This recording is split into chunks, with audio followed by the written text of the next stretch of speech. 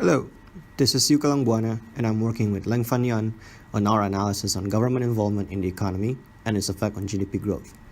The goal of this project is to compare the two competing economic theories on government involvement and see which countries perform better in terms of GDP growth. We think such study is important because this is a hotly debated topic in economic science and it has a wide range of application. In economic science, there are two different views on government in the economy. John Keynes viewed that the market is flawed and the government need to step in order to stabilize the market, while Friedrich Hayek viewed the market shall be left alone to its natural cycle.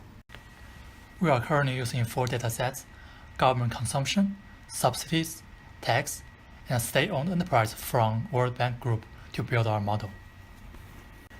Based on our background research, we built a hypothesis of government intervention yields higher growth, and then we performed a cluster by separate countries, cluster each groups, analyze the cluster, and test the hypothesis with 4 datasets we have. After we separate the countries into 2 groups, we analyze the clusters that were generated. This is the clustering for developed countries. The blue circles represent countries with high government intervention, while the orange circles represent countries with low government intervention in their market. This might look confusing to you, so we created a map to better visualize things. As you can see, countries with high government interventions are mostly European countries. This makes sense given countries in the EU have a lot more social safety nets, which requires government involvement to balance the forces together. This is the clustering for developing countries. The same color code applied to this one. Let's look at the map.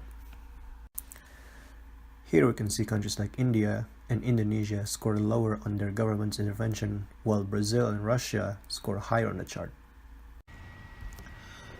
After the clustering, we then analyze the cluster and see its GDP growth per year. Based on our analysis, the same conclusion can be said with both developed and developing countries. Countries with lower government intervention yield higher growth than countries with higher government intervention, outperforming the peers by around 1% difference. Based on the result, we reject our original hypothesis. We conclude that in the end, government intervention would only yield lower growth. You may notice in previous slides that some of the countries, such as China, Canada, are not covered in both result map. That is because we are lacking some of the data for our model. To make the model complete and accurate, we will need to fill in the data blanks, use more datasets to our model, and use additional clustering algorithm afterwards to verify our result.